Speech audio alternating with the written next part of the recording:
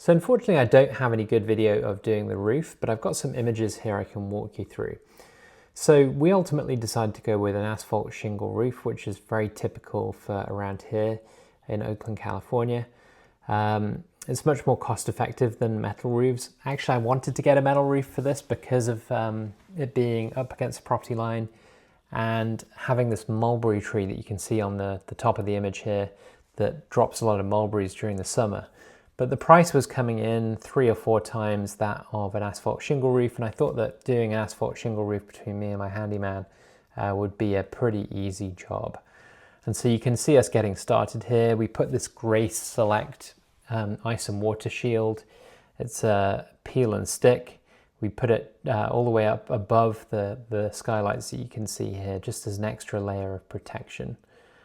And you can see the underlayment that we put on top of that. So this is gaff tiger paw with the orange cap nails. So that worked pretty well, very light and easy to work with. So I would certainly recommend it. One thing I might not recommend is the OSB that the framers used to sheath the roof. Perhaps we left it out in the sun for a little bit too long, but it felt a little bit soft under the feet. You could feel it flexing. But you know, ultimately I think it's fine. So you can see the skylights going in here. We actually went with deck mounted as opposed to a curb mounted skylight. I guess time will tell whether that was a good choice. The deck mounted ones are a little bit closer, so they maybe look a little bit nicer and don't require additional framing. But you can see we're doing some of the flashing for the skylights here. That's a really important detail to make these durable. So we just followed the manufacturer's guidelines on this, and they provide these Velux skylights come with a separate kit that you buy with the flashing. So you can see us putting on the asphalt shingles here. These are ones you can get from Home Depot. Very straightforward to put on. The one issue we had here was the nail gun that we bought was actually driving them a bit too hard, probably because that OSB was a little bit soft. So we had to do the nails by hand, but ultimately it wasn't that difficult. Of course, the roof penetrations were another thing that we had to be extra careful about to make sure we did those properly.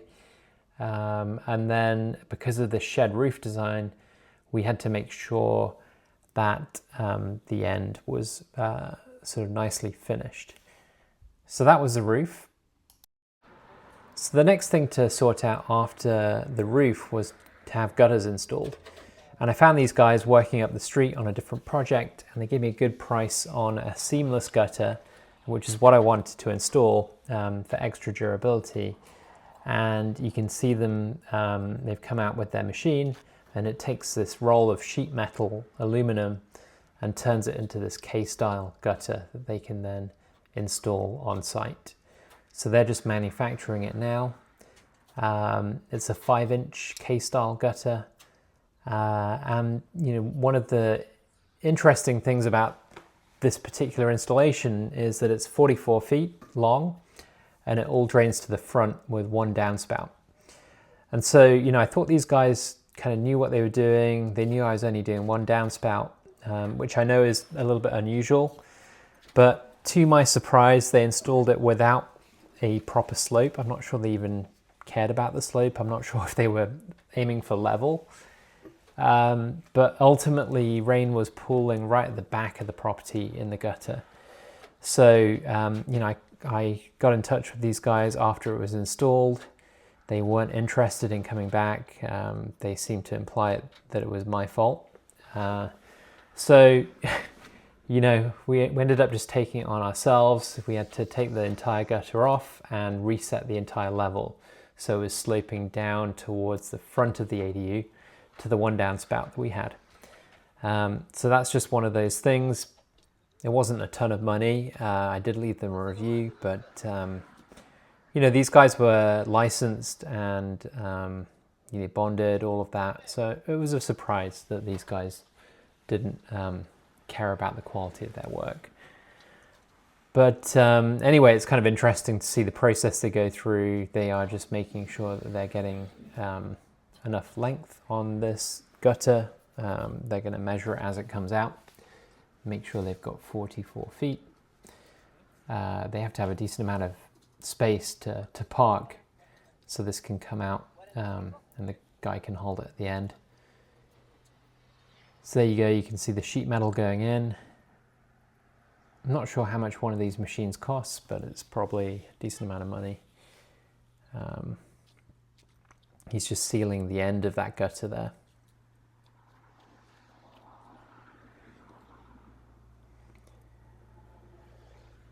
Once it's sealed, he's gonna get more of it to come out. So this gutter was about $700. They price it by the foot because it was a pretty easy installation. I think they gave me a price on the lower end, at least I hope they did. Although with all the extra labor of having to reset the level on it, that ended up costing a bit more.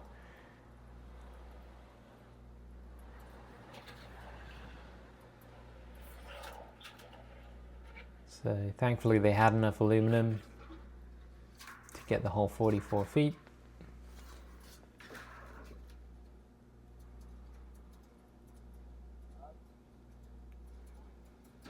So you can see you need a lot of space behind it for that to come out. I think 44 feet is definitely on the longer side of what people will do with their houses.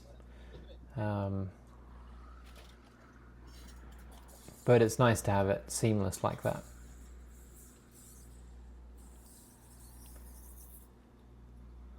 Just checking the length.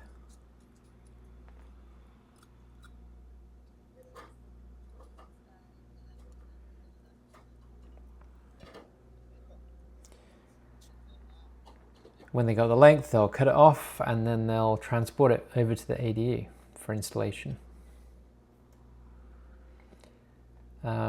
One thing that I didn't get in the videos that I did later on, and this was actually when I realized there was an issue with the level on it, was I installed gutter guards.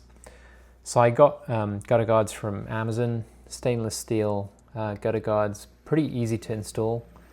They go under the last course of shingles and then they sort of screw into the end, the edge of the gutter, and they'll protect the gutter from fruit, from leaves, from other things falling into the gutter and clogging it up, which was definitely a concern with this gutter because it's so long and it's only got one downspout and it's up against that neighbor's property line, which it makes it a little bit more difficult to access. So you can see them carrying this gutter over. It's a little bit wobbly, but 44 feet, two people can carry it. Obviously they don't want to bend it too much.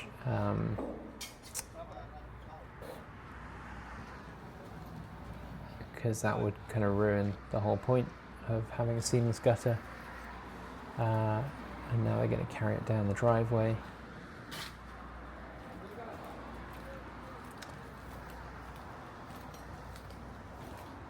So there you can see the ADU. I think one guy's going to get up onto the roof and then they're going to lift it over. And they used some gutter fixtures for this and screws with a rubber washer. We ended up having to take all those out to reset the level on it, unfortunately, and then seal up some of the holes that they made with silicone. But that was probably a few weeks later when we went around to installing those gutter guards. Oh, hey, Coco. Okay, so the third person has arrived. They're going to get it up there and then they're going to screw it on. And so there is a fascia board on that left side that they'll be screwing into. That was part of what the framers put in place.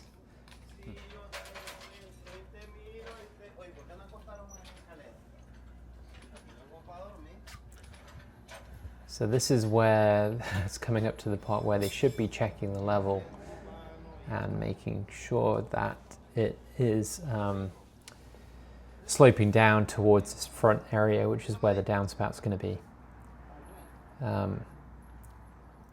One issue that we came into when we were resetting the level is, in order to get enough fall over 44 feet, the gutter needs to be quite far down on that fascia board at this part, which is the lowest point.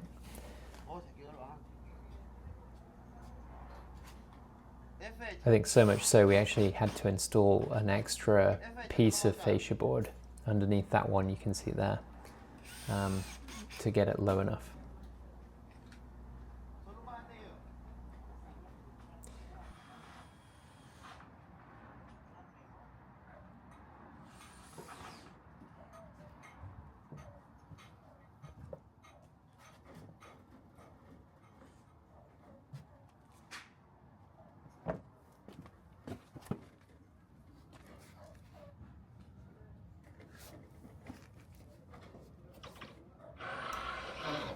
So this is just a view of the property line here, and you can hear them screwing that gutter in to the fascia board. There's going to be a fence here actually as well by the CMU block wall.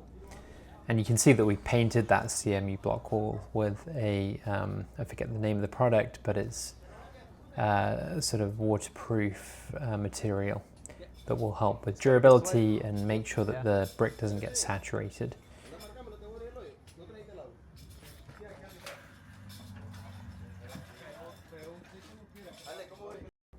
So this is an image from a few weeks later when we went to install the gutter guards, and you can see this is the back of the ADU, and you can see there's standing water in that gutter. Clearly they didn't set the fall correctly. So that was what we had to reset.